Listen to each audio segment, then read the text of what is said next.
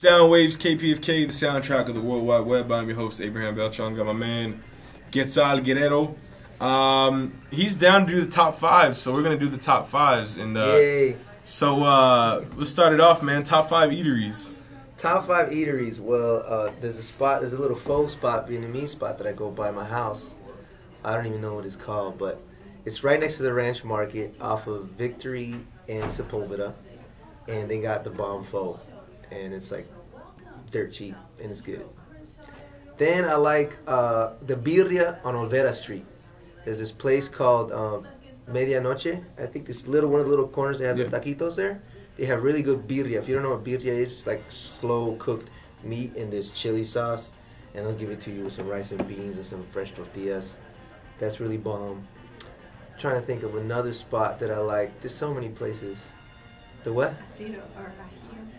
Oh, Iroha Sushi.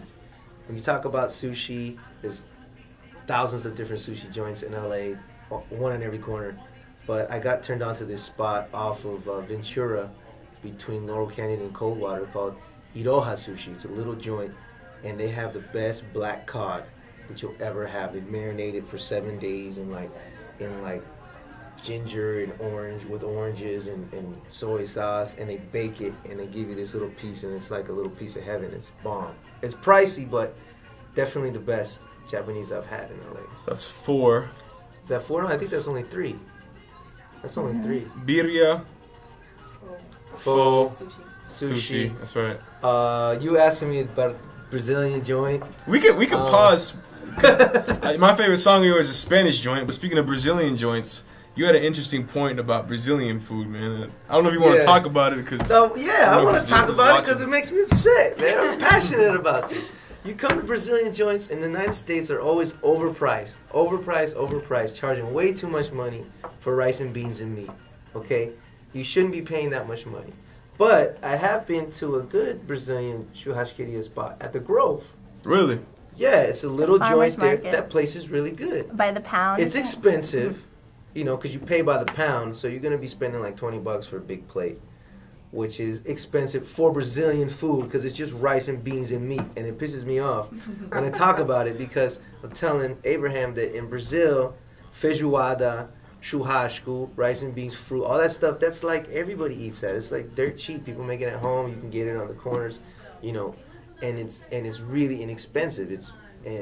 But here, Brazilians come here and they want to charge arm and a leg for it. I don't get it. They came all the way from Brazil, though. Yeah, they came all the way from Brazil, but you know, paying we got for the Mexican transportation costs. Yeah, import cost tax, I guess, is what it is. But import of talent. So that's four, and then you need a fifth. Four and the fifth one. I know where this spot is at. I can't think of it right now. Now, are you not giving the names up because you don't want the spot to get blown up, or No, do you really not remember? I don't know the name of the Brazilian joint. I don't know the name of the pho spot. The pho spot. I just know where it is, and you go there and it's bomb. I'm trying to think. I just need one more place. Where's the other spot that I go? There's so many places that I like to hit up, man, because I'm into. How about like Asian, after Mexican. a show? After a show, go to Japantown. I love Japantown. I don't know the name of that spot either. I'm so bad. Is it on First Street? It's on 2nd Street.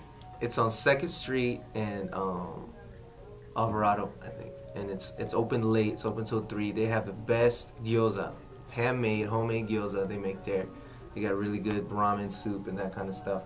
And it's only like one of the only spots that's open late on 2nd Street in Little Tokyo. That's a decent top five for food. He didn't like come with it officially, so maybe the next five he will. Let's do. I'll make a list and write it down. We're addresses and we're talking. We'll have that on the website hopefully. We were talking about kind of your sounds and you having this like cornucopia of influences that come into your sound and it comes through and it makes a nice blend. So I'm curious.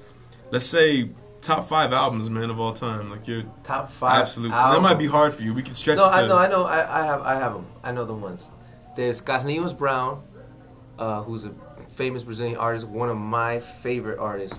He's the bomb, and he has this album called Carlito Marron, and that album is off the chain. It's one of the only albums that I've heard Brazilian bridged and blended with Afro-Cuban and worked. Because a lot of artists have tried to do it and it doesn't work. And it just doesn't sound authentic enough but Carlinhos Brown is like the inventor of chimbalada music from Bahia. I mean, this guy is like the ambassador of Salvador, Brazil, and he went to Cuba and recorded with some of the best Cuban artists there and created this album, The Bomb.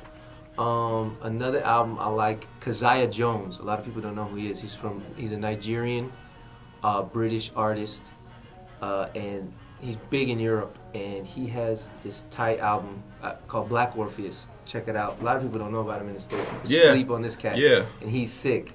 Keziah Jones, Black Orpheus is another big album.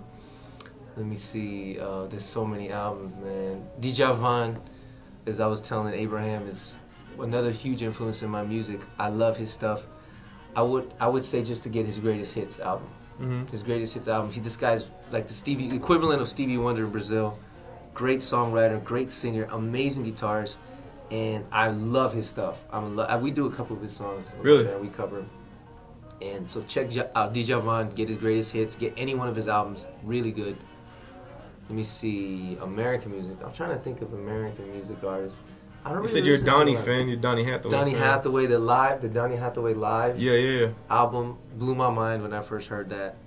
I wouldn't know if it's a top 5 because for me, top 5 albums are albums that I'm always listening to. Right. Albums that I listen to and dang, this is. Do you have another 2? They don't have to be American music. Oshunlade's Paradigm album. I gotta shout out to Oshunlade because Label mate. Label mate.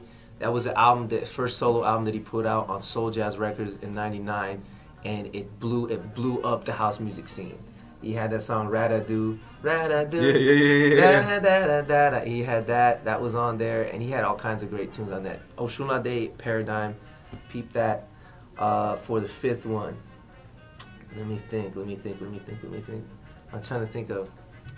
I mean, I love Stevie Wonder too, and Everyone says songs in the key of life. Songs in the key of life, but there's songs in all of his albums that I like, and I have this album of his. It's his greatest hits. It's a 2-disc set, and it has some of my favorite tunes.